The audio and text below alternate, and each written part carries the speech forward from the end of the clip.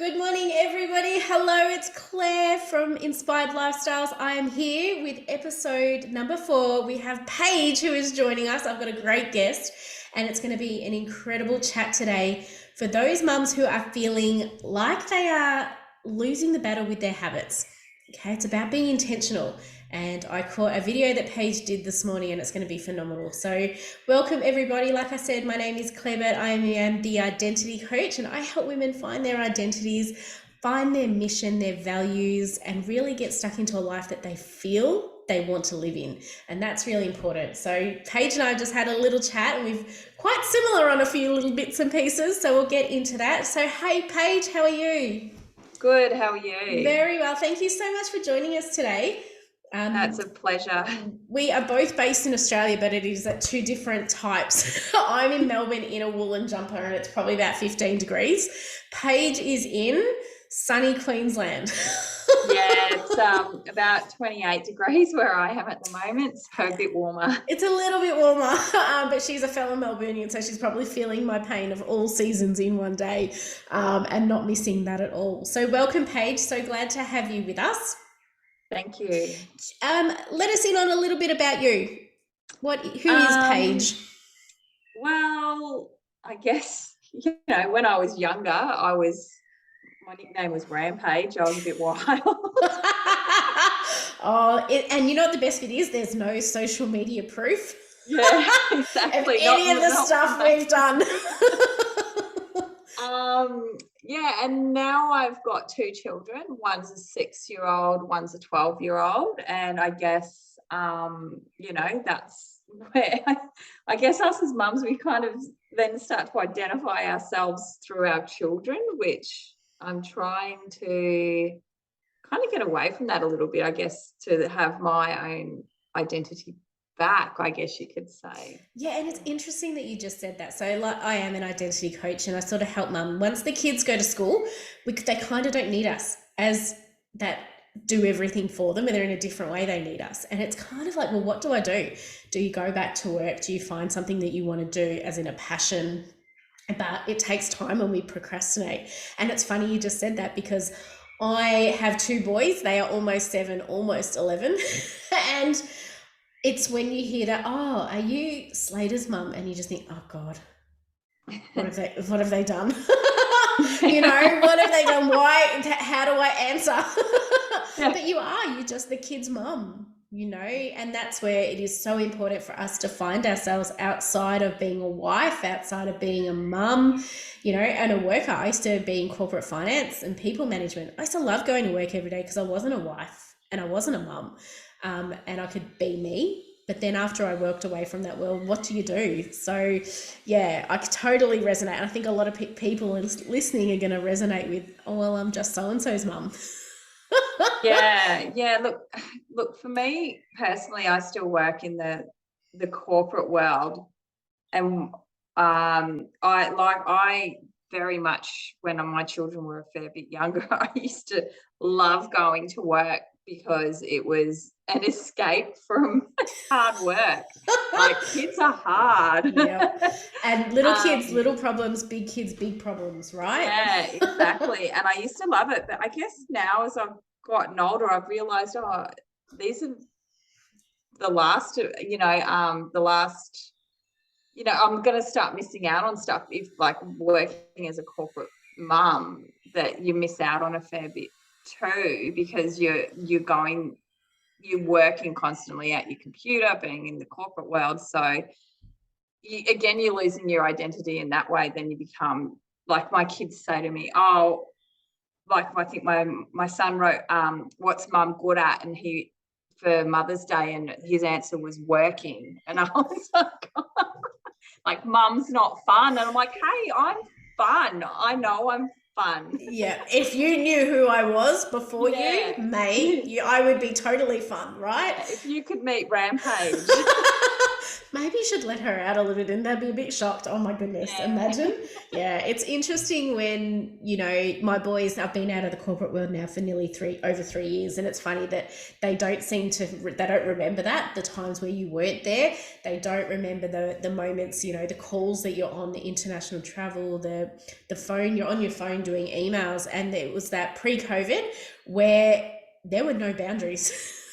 Yeah. Work life and home life merged together, and it was just Yeah. insane. And Yeah, since my partner nearly threw my phone out of the car one day because he was like, "You need to stop. It's the weekend." I know, but it seems to be like the only time you catch up, because then it begins all over again. It was just crazy, isn't it? Yeah. So today we're going to talk a lot about how do we get out of that fixed mindset. So fixed mindset and growth mindset. Fixed is a very masculine energy, and what we were just speaking about in terms of finding the boundaries and finding your comfort levels. Both Paige and I have really great intentions and habits, and I saw a great video Paige did this morning, and I wanted Paige to ask you, how important is for you to have habits outside of being a mum and a worker to set up your day? How important is your mornings to you? It is pretty much everything. And that really hit me only about 2 weeks ago. So back in May, I started my journey on being a better person, working on myself, giving stuff back to myself. You're always busy as a mum, and you put yourself last so much. And I was in a pretty dark place. I was pretty much, yeah, I felt like shit about myself. I don't know if I can say that. Yeah, do it, I please. hated myself. I hated myself. I hated looking at myself in the mirror. I didn't like what I saw. I didn't look forward to every day. And I started working on myself. I met some great people. I started doing some more fitness things and started working a lot on my mindset. And that I started to get myself into these little daily habits of doing a morning gratitude. What am I grateful for in the mornings? Even if it's just waking up. And I read a book by an Aussie author. What is it? The Secret. Rhonda Byrne. And just the gratitude. And even if you just get up in the morning and as you're walking the first 10 steps, you say, thank you, thank you, thank you, thank you. That really helps me, is like to ground me. Then doing some meditations and going for a walk in the morning for me is massive. You've got a pretty spectacular scenery living in the Whitsundays. Yeah. So a few weeks ago, after school holidays, we actually had to go away down the coast for a conference, and then we extended it. And I really got out of that habit of that morning routine, and the anxiety just came back, and my mindset really quickly dropped back. And we were doing things, we're having a few drinks every day, which is okay. You're allowed to do that, but I didn't back it up with that next morning of getting up, going for a walk, doing my gratitude, and then spending time on myself, going to a yoga class, and filling up my cup before. And then I was sad again, or I was not anxious. I was worried about everything. I was worried, the kids are missing out on school. Am I a good mom? Am I a bad mom? Things started to pile up again mentally for me. Yeah. And as soon as I got back, I was like, I need my routine. Yeah, and it's interesting, isn't it, when you reach your baseline? So when you do the deep work, and my clients also find this too, it's stuff that doesn't have to cost a lot of money. It's the things like you said, the gratitude, the meditations, going for a walk in nature. So a big thing that I advise my people to do is grab a bottle of water, grab your runners and go for a walk. So you're in nature, you're having the sun on you, and you're drinking water and you're moving your body. That's 4 intentional habits you could kick out in half an hour. So a lot of the time, and I know I used to feel like this, is, you feel the guilt for not looking after yourself. You'll feel guilty for being tired. You'll feel guilty for working so much. Yet the minute you put yourself first, and the minute you say, I'm going to go for a walk or spend 15 minutes meditating, doing yoga, calling a friend, having a conversation with your partner, that changes something, and it allows you to be open to receiving more. And when you're closed off, and it's really difficult mindset practice to get into, and that's why, Paige and I have such really strong intentions in the morning. I'm a morning person in a sense that I need to make sure all of my busyness of my day is done prior to 2:00. Yeah, I resonate with that very much. Yeah, and a lot around what I advise my clients and being a CEO is that it's all about structuring your day and your week when you're high performance. So Monday to Wednesday are usually my heavy work days, because come Friday, I'm like, the build up of the week, like you said, the anxiousness, you've bottled all of that up, and it gets to a point where you get to relax and sink into, school sports and cricket and footy and basketball and all the things that the kids keep you busy with. But it's knowing when you are performing at your best and structuring your days right, and that was something I didn't have in corporate world, because it wasn't about me. It was about what others needed from me. 8:00 at night, and little things that you thought would take 5 minutes took an hour. But it's very interesting you say morning habits and walking. Walking is so underrated. We think we need to be at the gym sweating it out, but the release from being able to walk, especially if you can do it in nature or at a park or along the beach, is so beneficial. So beneficial. That's probably been one of the biggest drivers with my mindset. And it's just weird how it happens. I didn't realize how I did change around my routine a few weeks ago as well. I was doing my yoga classes in the morning, and I was missing out on that walk in the morning. Like, I'd have a walk later in the day, but there's something different about the morning where the sun's coming up, and just, I don't know, it's just a fresh start to a new day. And I found too with that, you've got to work out what works for you. But for me, being a part of outside in nature first thing in the morning, it got me firing for the day. Like, I can feel it, the goosebumps on my skin just talking about it. I'm like pumped. Yep. And you start to get that energy out of that. Yeah. And you vibing it, if you know what I mean. It is weird, but absolutely. Yeah. And I used to do it, especially, and you may have done it when you're here in Melbourne, on the cold frosty mornings when it was still and it was about 2 degrees. I lived not far from a valley, so I walk across it and you can see the mist falling into the valley. Something about being out, breathing in that cold air, but the crispness of a morning, the calmness of a morning, and it means that you're not being triggered by events. So there's no secondary or third suffering that's happening. If you get out and just get up at 7, and I know it's hard. I know it's hard. But if you can get up and chuck your runners on and do a quick lap of the block, it's amazing. You can hear birds. You see little bugs flying around. It's just the little things that start your day. It's smiling to people who may be walking their dog. Little things like that. That would make you feel like you're a part of something. You're not isolated, especially in COVID times when you might have felt you're isolated from a lot of people. Coming across people, smiling at them, saying good morning, you've made an impact on that person. If it's an older person, it may have been the only person they've spoken to all day. So it's little things. Whereas if I walk in the afternoon, everyone's in a rush, everyone's heads are down, everyone's doing it because they have to, not because they want to. And that's what I really, really like about getting out and doing things in the morning as well. Yeah, I 100% agree. But I still do yoga nearly daily. Yep. Or Pilates, something that's the kind of exercise that works for me, because it's a meditation. It's a lot of the time it's an open-eyed meditation, which to me is something else that really grounds me. Mm-hmm. But I just know that in the morning I need that to be outside. Yeah. Especially when I know I'm coming in and going to be sitting in front of a computer screen for most of the day. And when you realise that people have popped 15 meetings into your Friday and you think, oh my gosh, what have I done? I used to block out Fridays for that particular reason. Yeah, I might take that as a There's an plan. option. Hey, block out Fridays. You're not available. Forget about it. And nothing good ever happens after 2 o'clock on a Friday. Yeah, exactly. As well. Talk about, when you speak about gratitude, do you write as well? Do you have a journaling habit that you incorporate in your mornings? I'm getting better at it.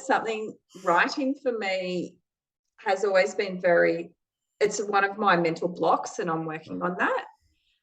But I found it does help. That comes from my own personal experience, where I used to journal a lot, and then I had an ex-partner who found my journal and he used it against me. So there's a few triggers there, right? Anything down ever again. But it's just about so my trust was broken. That was which was a whole nother thing. Mm-hmm. But I'm getting back into that habit. I've got my little gratitude book and goals. It's called Gratitude and Goals. And I try to write in that daily something, even if it's just one sentence. But yeah, short answer is yes, I do. And I'm working on improving that. Yeah. And when you're in a busy mind, like me, I produce and I write and I record meditations. I am a coach, but I struggle meditating sometimes because my brain doesn't switch off. I listen to the kids that are yelling in the background, or I'm listening but thinking about all the things that are going on. But writing and feeling and that release of journaling is really important. At the start of this year, I needed to seek some extra help, and I've mentioned this across my posts and across my podcast episodes, and I think I've got some coming up next week. And it was something very simple that this person said to me when I felt like I was at breaking point. She said, you're not broken, it's just difficult at the moment, and write down 3 things at the end of the day that you're proud of. I'm proud of me because. And she said, even if it's putting dinner on the table and the kids are in bed and you're resting, then they're 3 things to be really, really proud of. So make it simple. A lot of people overcomplicate journaling and manifestation, and they make it really difficult. Just think about what you have and recognize the growth that you've gone over the past day, week, month, year. That's when you start to really go, okay, well, I've actually done a lot this year. There's quite a lot to be proud of, as well. Yeah, 100%. Like if I look at myself 5 months ago, I am completely my growth. Like I'm proud of myself. I actually like to look at myself in the mirror now sometimes. Not all the time. But that's a win. You know what I mean? Even when I'm doing these lives on Instagram or Facebook, I used to hate looking at myself doing, selfie stuff. Now I don't care. I'm like, woo, what's going on? Yeah, who cares what people think of you? My kids now join in. They used to look at you and go, no, now they just photobomb and jump in. And it's like, guys, this is not for you right now. Yeah.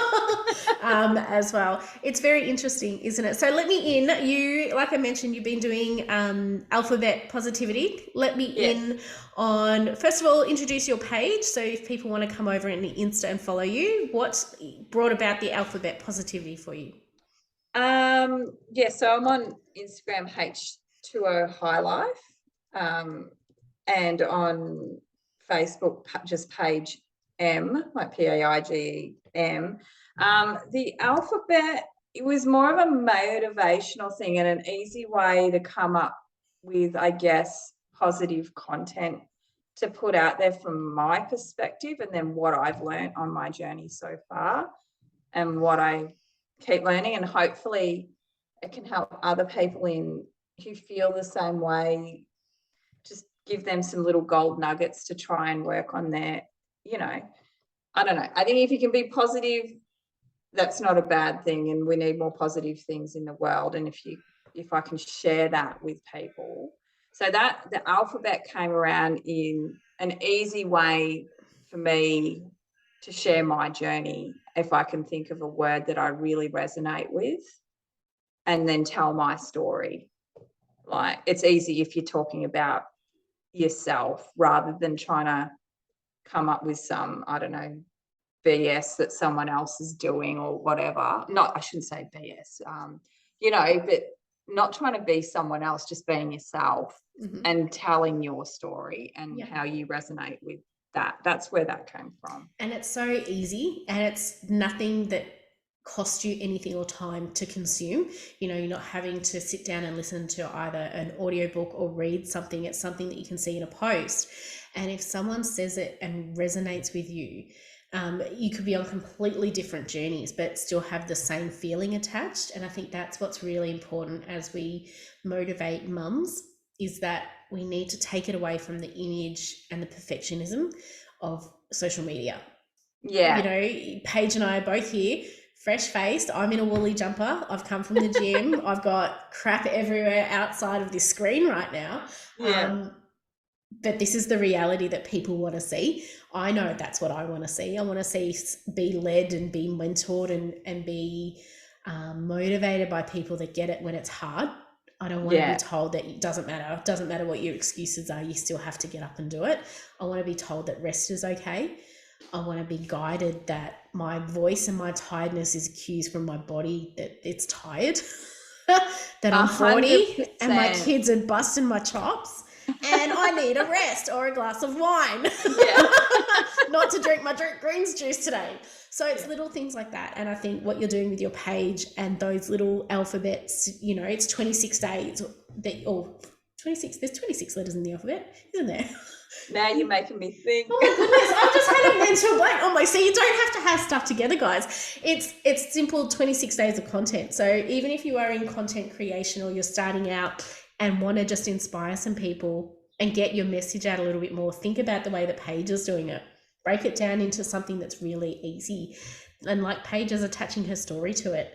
And that's the great part of it, because, today we spoke about discipline, I think, as well, which is something that, we would tell our kids to do, yet we don't follow that same advice. Yeah. I listened to a great motivational thing a couple of weeks ago, and it talked about discipline. So there's discipline and being disciplined, and they're kind of two different things. So one is, and I've got to get this the right way around, but you can go to school and you can be good and you yes to the teacher and you do your homework, and that's kind of like discipline. But being disciplined is you apply yourself every day to that goal, or you're there, you're showing up. So that there's some things, like some mornings you're not feeling so great or whatever, and you go, no, I've got to do my gratitude, I've got to do this, I've got to do that, otherwise I will fall in a heap. And that's being disciplined. And then and that kind of really resonated with me, because I'm like, yeah, I've always been a good student, I'm good, I try. But it's actually showing up each day, even if it's not as much as the day before. That 1%, I talk about that too, that 1% increase. If you do 1% every single day, 100 days, that's 100% of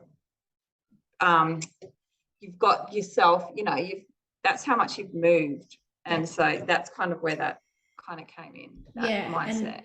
And absolutely, and it helps build your adequacy. So when you feel like you are inadequate, when you feel that you are not good enough, when you feel that you are not important enough, I'm 5'1". I'm little, so there's a lot I can't reach, and the kids hide stuff from me, and my husband will tell I need help. It's really hard living with a bunch of boys. But it's that trigger point, those insecurities that are triggered from the inadequacies. We are more, and I'm you hear, yes, you are enough, you've always been enough, but it's that belief system in you that comes from getting your ass moving, because I know if I don't do this today, I'm going to be in the place I was 4 months ago, 6 months ago, 3 years ago. And that place was like at my breaking point, and it's not only being disciplined, also affects your ripple effect. And I talk about this a lot in my mentorship with my clients. Yourself, your friends, your family, and your business all relate and all have an impact on how you show up. So if you show up with positivity and you try and you're disciplined, everyone resonates with that. Everyone gains from that. Similarly, if you're in a bad place and you don't want to be there and you don't like anything, the negativity breeds as well. So what choice are you having? And I really like the disciplines, and it affects the kids in more ways than they will show you too. Look, I've been so pumped this week. I've been doing the same thing each morning, and I'm so proud of my kids that I've been coming home from my walks early in the morning. They're up, they're dressed, they've got themselves breakfast. And that was from, I guess, having the discipline of each day going, kids, you need to do this, you need to do that. Now they're doing it without me asking. I walked through the door this morning and I was like, damn. And you're probably not yelling at them as much, and they're going, no, Mum's all right. This is what we have to do to keep Mum happy. She's not going to yell at us if we actually bloody listen. Like, even my daughter said, Mum, go look in the dishwasher. I'm like, have you already unpacked it? And she was like, yeah. I'm like, I'm so proud of you guys. How did you get them? How did you not have to nag them? Exactly. I'm like, see, isn't this the best way to start the day? Yes. See, that's the effect. That is the effect of us working on ourselves. Our kids do not give a damn whether you are perfect, this house is spotless, everything is in place. They want you to be happy. Yeah. They want you to make them feel safe. And to do that, you need to do the work on you. Show them how it is to be an adult today. Yeah, it is. I was like, they've done, I thought, on Monday, this is good. Tuesday, Wednesday, Thursday, I'm like, we've got to keep going on this train. Have you got enough gold stars? It's like when they're toilet training. How many little bribes can you give them until they stick to it? It's amazing how that energy kind of, it does start to flow in other areas of your life. And I think they see that a lot with me. I'm not as, I still do get grumpy, don't get me wrong. It happens. Trust me, it's Thursday. It's going to unleash this afternoon at 4 o'clock. They can still tip me over the edge, but it's a lot less than what it used to be. And I can see the improvement even within them. We've got music cranking in the morning now and everyone's up, moving around, and it's fun. Like, it's not as much of an effort, I guess you could say. Yeah, and that's where the feminine energy is screaming out. The fun, the letting go, the curiosity, the craziness, the nurturing. That's what they want. Kids don't want to be controlled. They want to be told it's okay to laugh, be crazy, and have fun. Yeah, that's what they want. And it's a simple little hack that you've made for you. You've gone for a walk, you come back, you put music on, the kid's like, whoa, this actually feels good for a morning. And if all I have to do is make my breakfast, get dressed, put my washing in the basket maybe, and unpack a dishwasher, then that's a pretty good trade-off. Yeah. If I give you this, Mum's not going to hassle me, and I'm going to feel better about starting my day, regardless if they're 4 or 14. It doesn't really matter how old they are. So as we wrap this up, what are 3 tips that you would give to a mum who's feeling like we were a few months and years ago, where we were on the verge of just chucking it all in? It's all too hard. What are your 3 morning tips for them to implement as of tomorrow? I would definitely start with the gratitude. I think that is really key. Just things that you're grateful for today. And they can be the smallest of the littlest things. You start appreciating what you've got, even if it's just the pillow that your head is on or something. The next thing is taking time for yourself, finding something somewhere, sometime, someday to do something that is good for you. Even if it's just 10 minutes of sitting there in quiet and putting some music on, or meditation. And then the other thing is some kind of physical activity, like walking. Can't, seriously, I talk about in my thing, I've lost 15 kilos, and I'll tell you what, the 2 biggest things from doing that was I have a veggie juice in the morning. I know it sounds gross. And I go for a walk. I have not busted myself at the gym.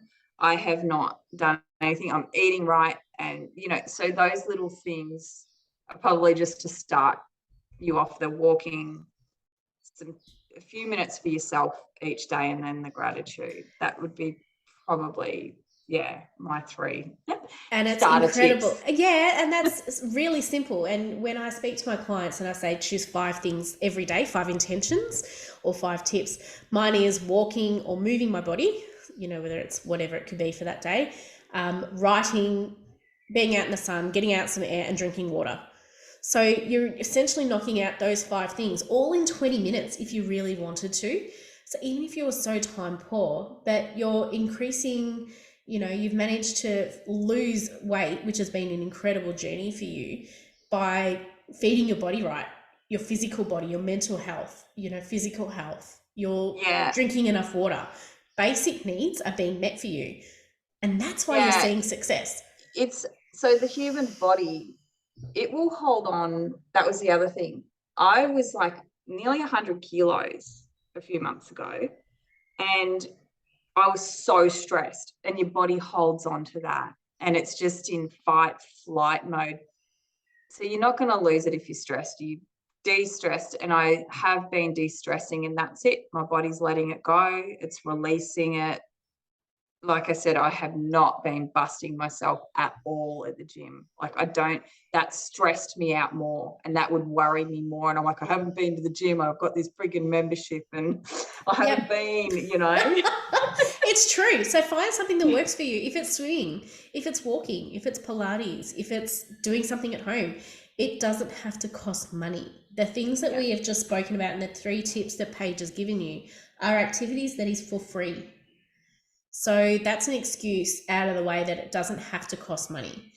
Taking care of yourself first so that the ripple effect that your kids will actually be, receptive to change is far outweighs that initial restriction as well.